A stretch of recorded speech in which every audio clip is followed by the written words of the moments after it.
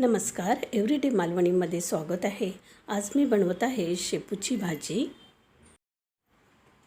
इथे मी शेपूची भाजी निवडून धुवून चिरून घेतली आहे.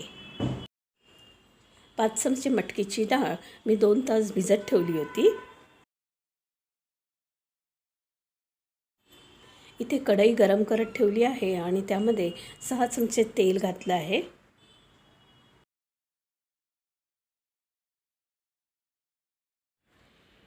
तापलेल्या तेलात 2 कांदे बारीक चिरून घातले आहेत.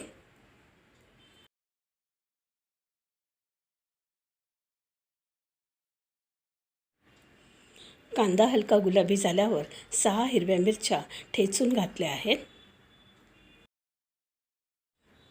अर्धा चमचा हळद घातली आहे. पाऊण चमचा मीठ घातलं आहे.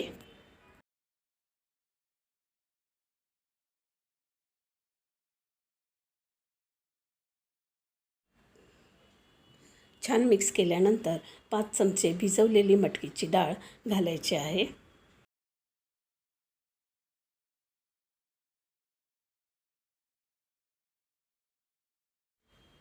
झाकण ठेवून 3 मिनिटांसाठी शिजू द्यायचं आहे.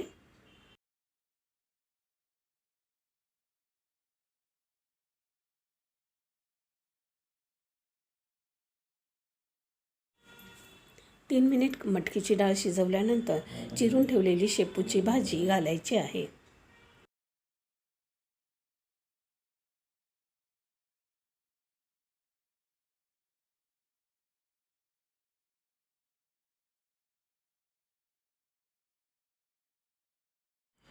चांगलं मिक्स केल्यानंतर पाव ग्लास पाणी घालायचं आहे.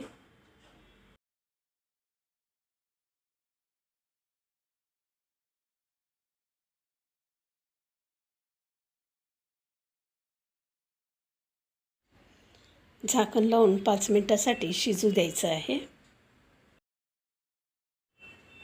5 मिनिटांनंतर तुम्ही बघू शकता भाजीची क्वांटिटी कमी झाली आहे, पण ती अजून शिजलेली नाही. पुन्हा थोडी मिक्स करून आपण पुन्हा झाकण ठेवून 5 मिनिटं शिजवायचं आहे.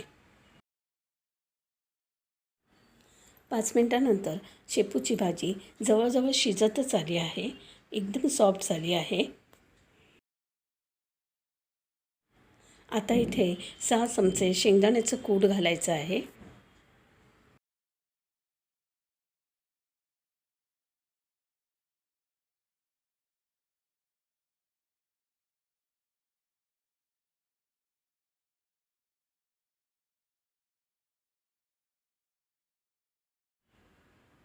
शेंगदाण्याचं कूट मिक्स करून झाकण लावून 3 मिनिटांसाठी पुन्हा शिजू द्यायचं आहे, कारण त्यात थोडंसं पाणी शिल्लक आहे.